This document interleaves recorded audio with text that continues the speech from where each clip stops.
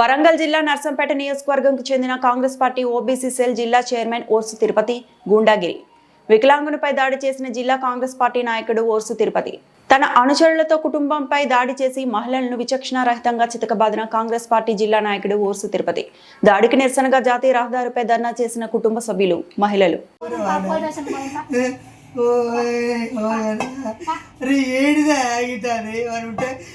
ఉంటే వాళ్ళు చూసుకోవాలి, నువ్వు బయట చూసుకోవాలి. స్టేషన్ పోతే స్టేషన్లో ఆల్రెడీ చెప్పాడు, అరే పిచ్చి మావాడు తప్పు చేస్తే సెంటర్కి పంపిద్దాం, నువ్వేం బాధపడకు అని చెప్పినా కూడా చెప్పి కాళ్ళు పడుకుని అక్కడనే పట్టుకుంటే నా 3 రోజులు తిప్పించిండు. 4వ రోజు సిఐ గారు ఏమన్నాడు, పోయి మాట్లాడుకోండి. నేను మాట్లాడిన తర్వాత బాగున్నాడు పోటీ పంపించిన. ఇక చేయగలిగాడు అంటే సార్ మావాడు కదా, నేనేం చేయను సార్ అది అని సార్, నేను దూరం ఉంటాను సార్, అసలు పోదు సార్ అని అన్నాడు. అన్న తర్వాత అప్పటి నుంచి ఇంతవరకు ఏమీ లేదు. నా కొడుకు రాత్రి లేడు.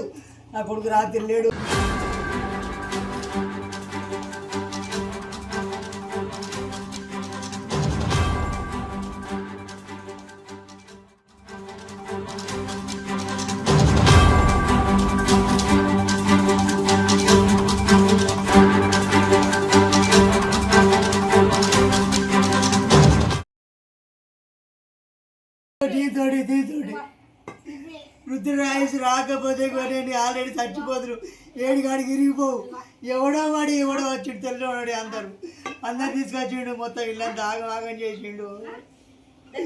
నాయన నాది మొత్తం నాకు ఎక్కడికక్కడ ఎముకలు ఇరిగిపోయింది.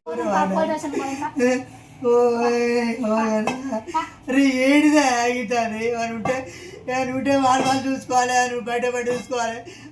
స్టేషన్ పోతే స్టేషన్లో ఆల్రెడీ చెప్పాడు, అరే పిచ్చి మావాడు తప్పు చేస్తే సెంటర్కి పంపిద్దాం, నువ్వేం బాధపడకు అని చెప్పినా కూడా చెప్పి కాళ్ళు పడుకుని అక్కడనే పట్టుకుంటే నా 3 రోజులు తిప్పించిండు.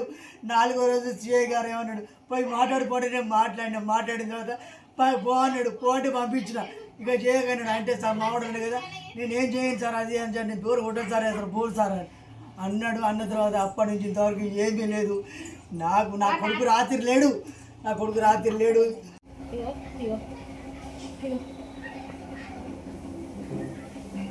ఆయన కట్టుపోతే నాకు దెబ్బ నా చెయ్యి నొప్పులేస్తాను. నేను రోజు వస్తాను 100 రూపాయలు 5 రూపాయలు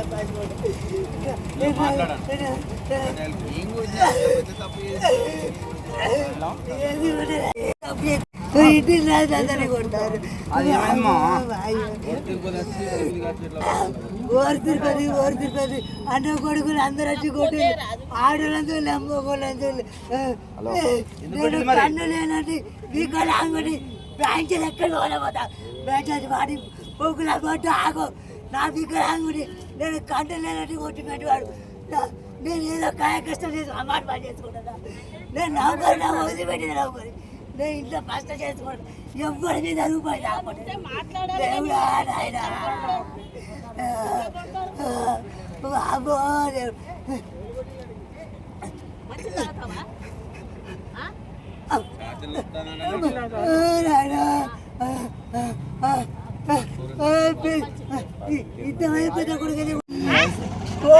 కోడలు నన్ను కొట్టే ఏదైనా అడ్డుకొని ఇక ఆడోళ్ళకు కూడా కొడతారు. ఆడోళ్ళు కీటికలు వాడికి ఇట్లా వాడి గుంజుకొస్తారా, వాడు మనిషి ఆదున్న పోదా. అరే పిలిచి అమ్మ మాకు ఈ సంగతి ఇట్లా అనపోయాడు అంటే నేను ఏందో నా కొడుకు ఉపయోగం కావచ్చు, తీసుకొని స్టేషన్లో ఉపయోగం కావచ్చు, సిఐ అనుకుంటారు చెప్పి కావచ్చు.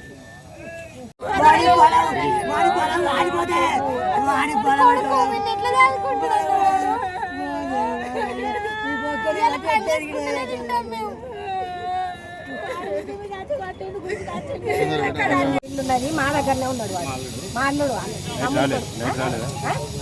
రాలే వాడు అక్కడనే వాడు చేపల పులుసుకుంటే అన్నం పెట్టేవాడు. చేపల పులుసు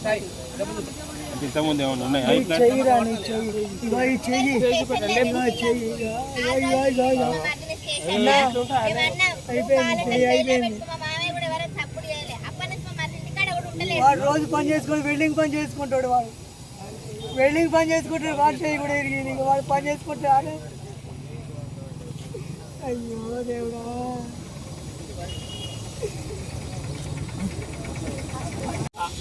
వచ్చిండు. నేను ఆన్ని నిలబడ్డా, ఏడమ్మని కొడుకు అన్నాడంటే మా కొడుకు లేడన్న. అత్తం ఎంటికల బట్టి చెంప అంటే ఎటు పడతాట కొట్టిండు వాడు.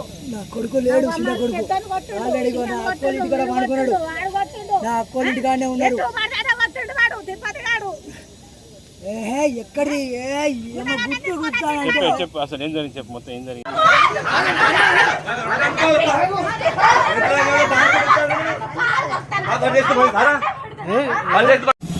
నా తండ్రి పేరు చూసాయా, నేను వికలాంగుని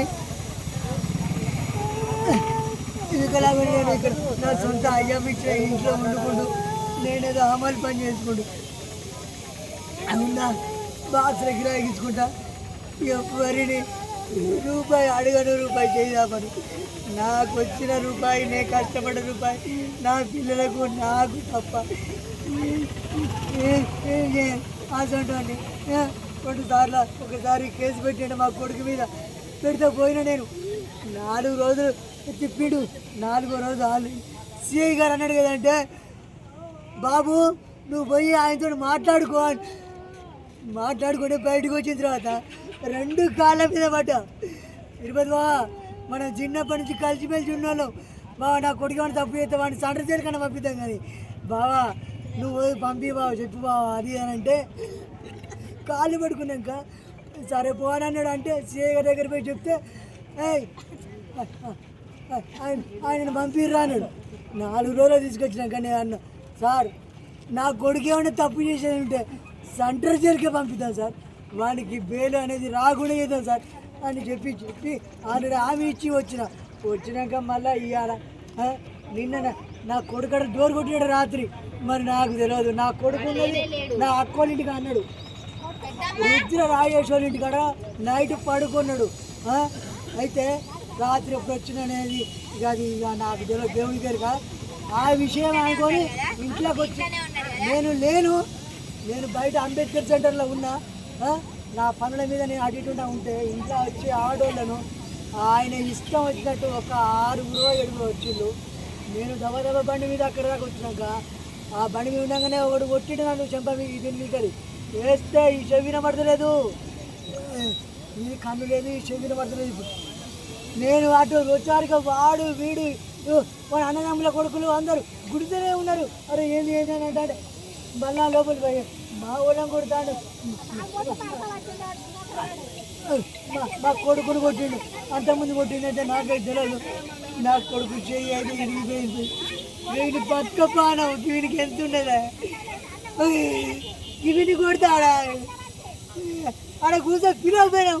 ఇక్కడ రోడ్ మేడం అరే ఇక్కడ కూర్చారా, అంటే కూర్చోపోయినా నేను వికలాంగుని, నేను ఎవరికి ఏం అన్యాయం చేయలేదు కాబట్టి నా కుటుంబానికి ఓర్తు తిరుపతి వాళ్ళ అన్నదమ్ముల కొడుకులు, తమ్ముళ్ళేడు కానీ ఆయనకు అన్నల కొడుకులు ఓర్సోళ్ళు. అరే ఆయన ఈ సుధాకర్ కూడా, ఈ ఎస్సీ కాలనీ ఉంటుంది సుధాకర్ కూడా, వాడికి అవుతులేదు, వాడి పడలేదు అంత.